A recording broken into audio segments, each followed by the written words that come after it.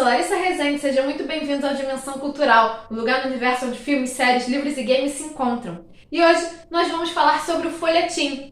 Com certeza você já ouviu esse termo em algum lugar e muito provavelmente foi na televisão, pois o narrador de um comercial, a anunciar uma nova novela, ele vai falar que está para estrear o próximo folhetim das 6, das 7, das 8. Mas afinal de contas, o que é o folhetim? De uma forma bem simplificada, o folhetim é um gênero narrativo que surgiu na França no início do século XIX.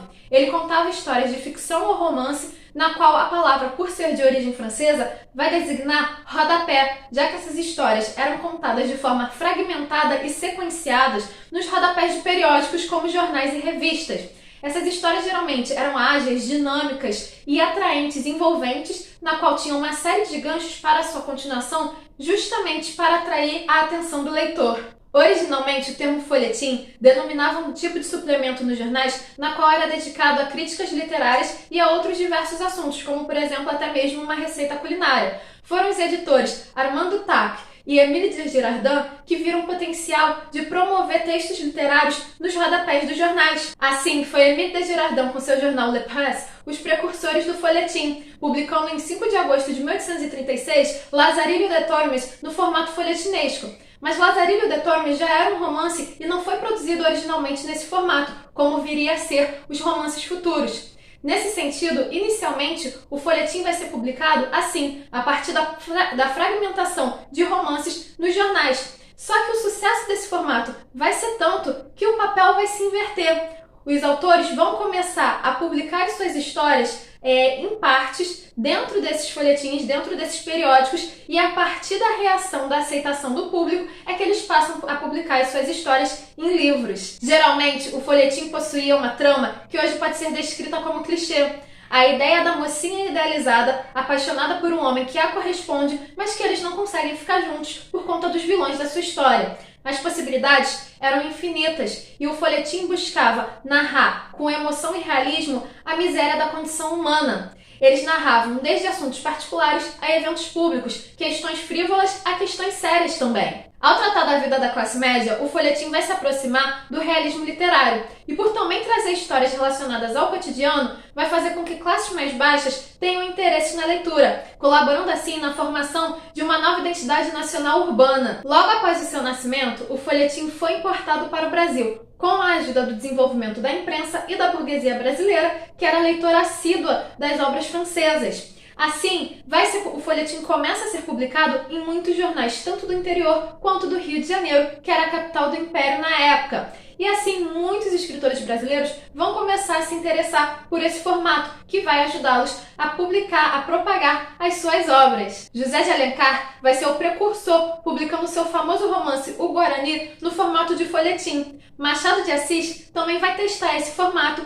com seu romance Quincas Borbas e alguns de seus contos, entre eles o famoso Alienista. O romance urbano A Moreninha, de Joaquim Manuel de Macedo, é considerado o exemplo mais popular de folhetim na história do Brasil, sendo considerado um sucesso de vendas numa época em que a maior parte da população brasileira era analfabeta. No final do século XIX, o folhetim chegou ao seu auge, sendo publicado de forma exaustiva, para justamente obter sucesso nas vendas do jornal e assim se adequando à lógica capitalista. Apesar de todo esse sucesso, o folhetim não vai sobreviver ao surgimento do rádio. Esse, em compensação, vai trazer esse formato folhetinesco para o seu meio de comunicação, criando assim, adaptando romances folhetinescos e criando assim as radionovelas. As radionovelas farão tanto sucesso que a partir desse momento vão surgir os primeiros grandes autores de radionovela, na qual mais tarde irão migrar para a televisão. A televisão também deve seu sucesso como meio de comunicação ao formato folhetinesco,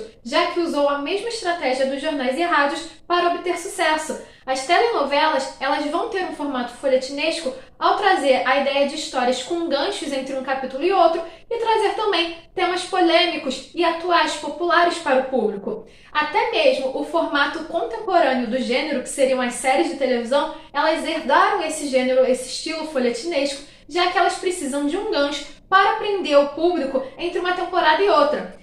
Esse estilo folhetinesco ele está sendo visto até mesmo no cinema, já que muitos diretores e roteiristas de cinema vão utilizar de ganchos e assim criando novas sequências. Por conta disso, por conta dessa estrutura folhetinesca, vai surgir as sagas, as trilogias no cinema que tanto fazem sucesso. Diante da grande recepção de autores e leitores, o folhetim é considerado a ficção moderna do grande público, ou seja, da massa. Assim, mesmo com a modernidade dos meios de comunicação, a narrativa seriada ainda é um importante elo entre o autor e o seu público. Podemos observar, então, que o folhetim ele veio para revolucionar não apenas as estruturas literárias, mas também as estruturas de qualquer tipo de arte que tenha como base a escrita, fazendo assim com que o público seja fiel a essas histórias. Histórias essas que vão ter um enredo muito similar às 1001 Noites de Scheherazade, que pode ser considerado o principal exemplo de estrutura folhetinesca da história. E vocês, já sabiam o que era um folhetim? Não? Curtiram saber? Quais histórias que vocês são fãs e que têm origens folhetinescas? Deixe a opinião de vocês aqui nos comentários